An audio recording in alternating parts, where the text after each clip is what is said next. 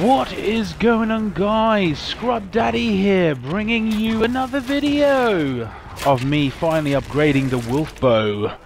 And for all you guys who've gone through this, who've tried to follow the Smith Plays walkthrough ultimate guide, he made a massive mistake in there, and I would suggest you go and watch Mr. Ruffle Waffle's quick guide, and he basically explains basically what I'm going to tell you now. And thank you to Mr. Ruffle Waffles. You know, these guys don't give a fuck, you know, whether we mention them or not. So find them. You will definitely find them if you go and upgrade the bow.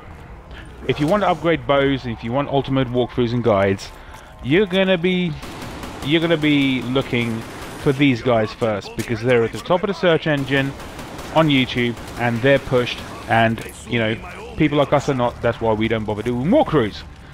But you see where I hit the wolf here in Mr. Smith Plays ultimate walkthrough. And by the way, it's a really good walkthrough. It says that you have to hit a jar inside this hole whilst wall running, and it's a massive mistake, and you don't have to. You just have to hit those two wolves on top of the hole, and this little temporary platform comes out, and then you hit it. So that's a lot easier than Mr. Smith Plays' massive mistake, and I understand why that mistake was made. I'm just pointing it out, I'm not hating. And we're at the end of the upgrading process here of the wolf bow. I understand why that mistake was made.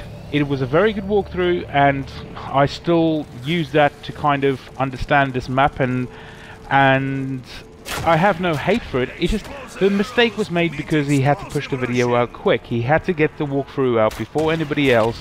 You got to understand about these YouTubers, it's a business.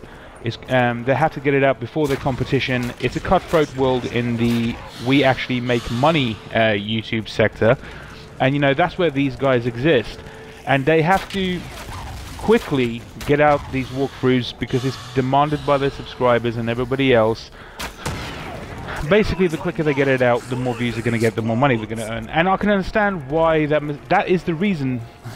I'm telling you, that is the reason that mistake was made, but it was never addressed. It was never addressed by an annotation going, you know, they could have had an annotation up on the screen after the video is up saying, guys, you don't have to hit the jar inside the hole, you just have to wall ride and hit the two walls, which is a lot easier.